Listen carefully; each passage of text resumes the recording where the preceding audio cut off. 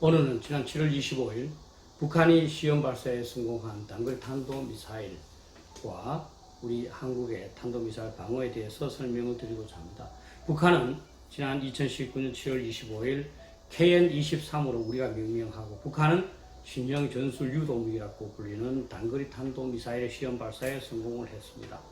두 발 모두 600여 킬로미터를 비행하였을 뿐만 아니라 표적 근처에서 공중으로 도약해서 표적을 위로부터 공격하는 요격 회피 기동도 사용을 하였고 성공한 것으로 판명되고 있습니다.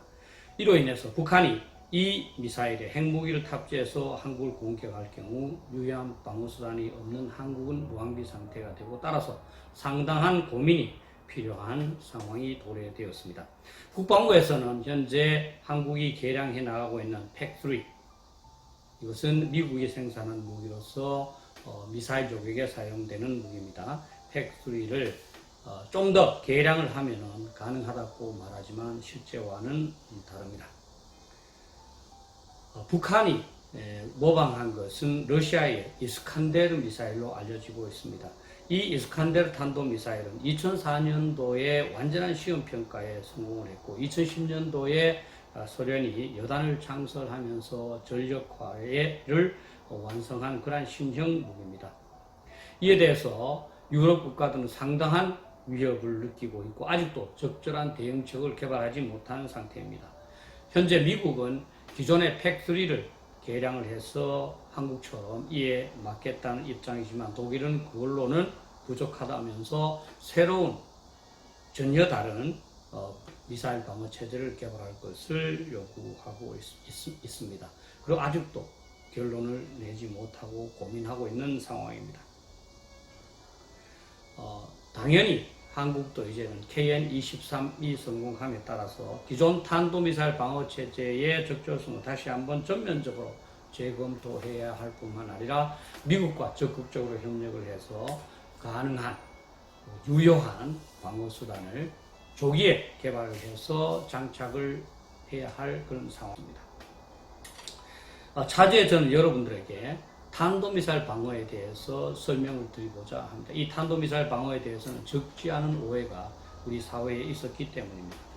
현재 한국에서는 탄도미사일 방어를 MD라는 영어 약자로 사용하고 있습니다만 이것은 세계 어느 국가도 사용하지 않고 있는 콩글리시입니다. 영어로서는 BMD, Ballistic Missile Defense라고 부릅니다. Ballistic Missile은 탄도미사일인데요. 크루즈 미사일에 비교해서 쓰는 말입니다. 순항 미사일에 대한 방어와 탄도미사일 방어는 굉장히 다르기 때문에 이를 구분해서 사용하고 있습니다. BMD의 개념은 미국이 개발을 했습니다. 미국은 본토 방어를 위해서 먼저 이 개념을 개발했는데요. 본토 방어에서는 최초의 로켓이 발사되는 단계인 부스트 단계, 그리고 이 우주 공간을 날아오는 중간 경로 단계, 그리고 대기권에 진입해서 표적으로 향하는 종말 단계로 구분을 했습니다. 그러나 중단거리 미사일, 즉 해외에 파견된 미군이 대응해야 하는 중단거리 미사일은 중간 경로 단계가 없기 때문에 이것을 다시 다른 세 가지로 구분했습니다. 첫째는 부스트 단계고요. 둘째는 종말 단계를 두 개로 나눴습니다. 종말 단계 상층 방어, 종말 단계 하층 방어입니다.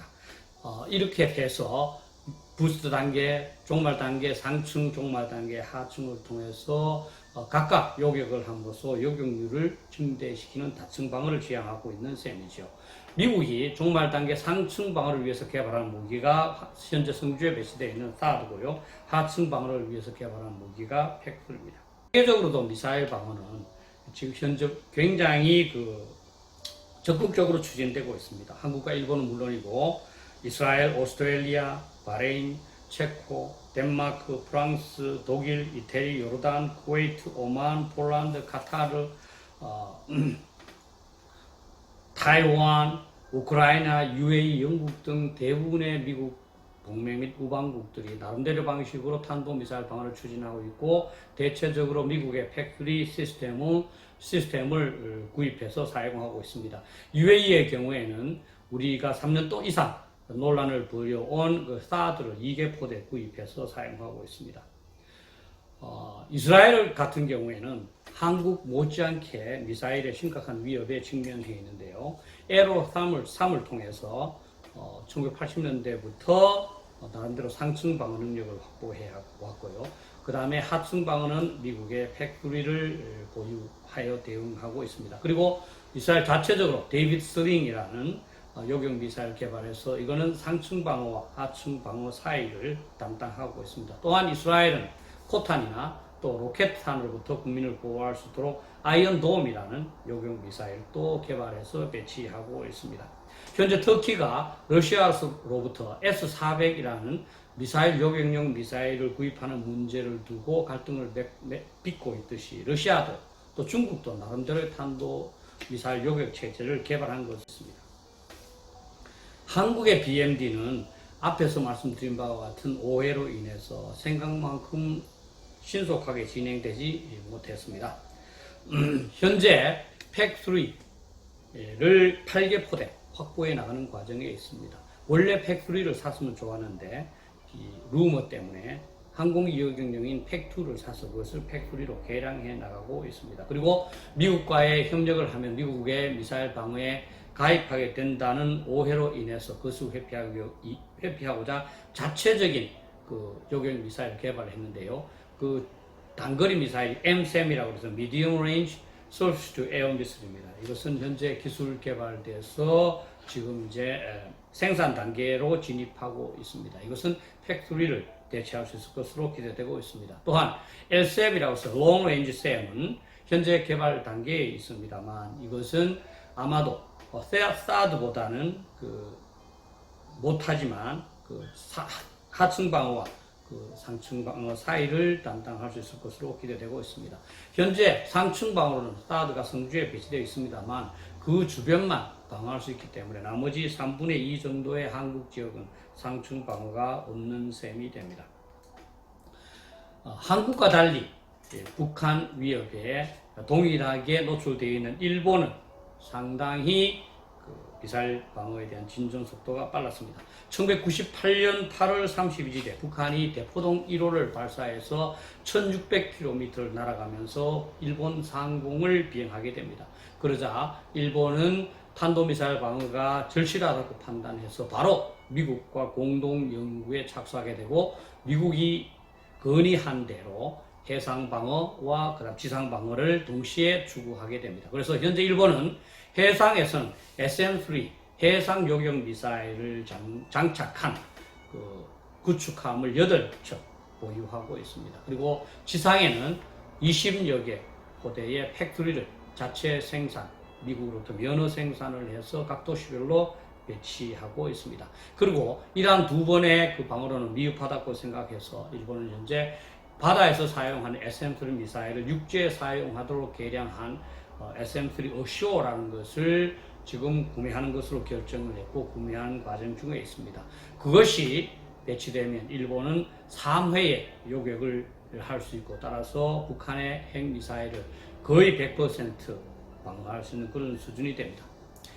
한국의 미사일 방어 수준이 일본에 비해서 매우 미흡한 이유는 참 슬프게도 루머 때문입니다. 일부 인사들이 한국이 미사일 방어를 추구하게 되면 미국의 MD에 참여하게 되는 것이라면서 한국의 적극적인 미사일 방어망 구축 활동을 방해했기 때문입니다. 그래서 한국은 하층 방어 위주로만 추진을 했고 미국과 전혀 협조를 하지 않았습니다. 대신에 일본은 미국과 협조를 바탕으로 처음부터 나름대로 포괄적인 청사진을 만들었고 그에 따라서 차근차근 일정대로 추진을 했습니다.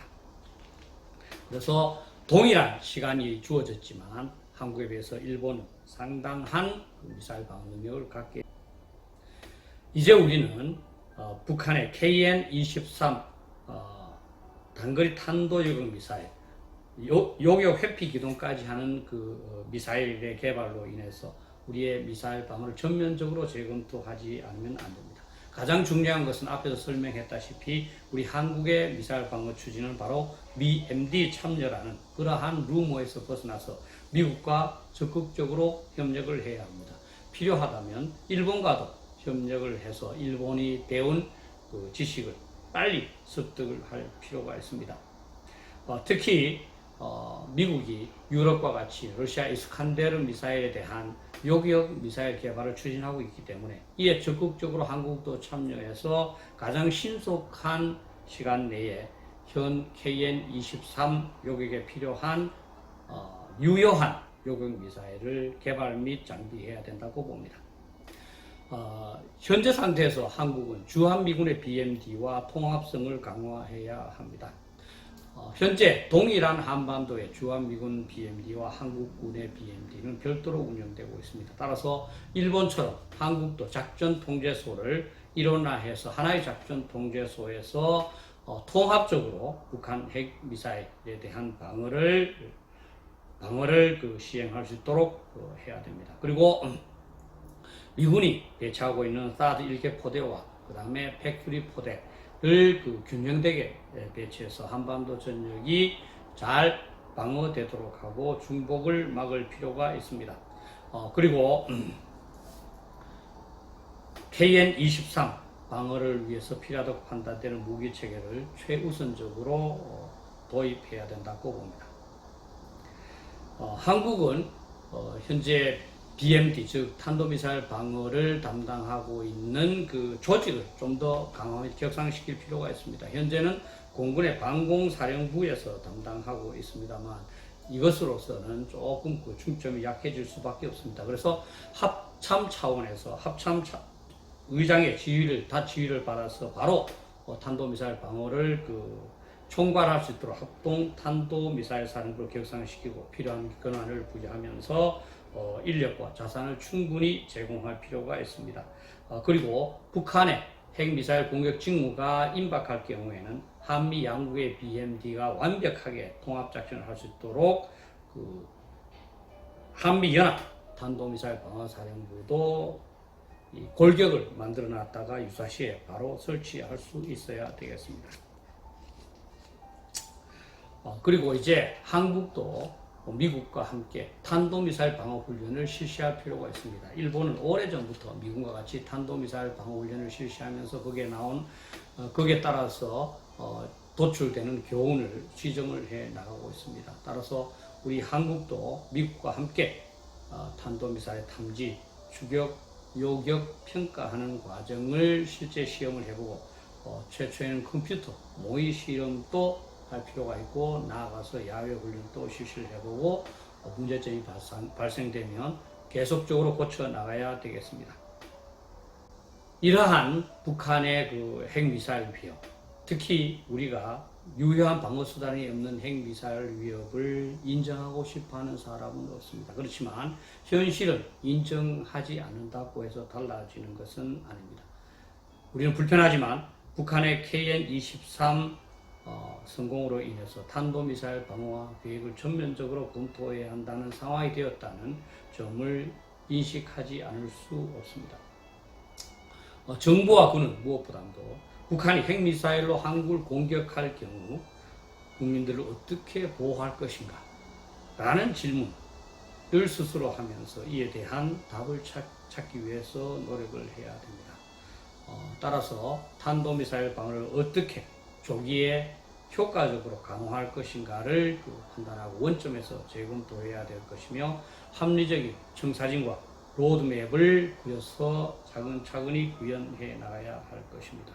그리고 국민 여러분들께서도 MD 또는 한국이 미사일 방어망을 구축하며 미국의 이 탄도미사일 방어에 편입된다와 같은 그런 루머에 속지 않도록 탄도미사일 방어 또는 미사일 공격으로부터의 생존에 대한 정확한 지식을 갖도록 노력을 하고 건전한 국민 여론을 형성해야 된다고 봅니다. 참고가 되었으면 좋겠습니다.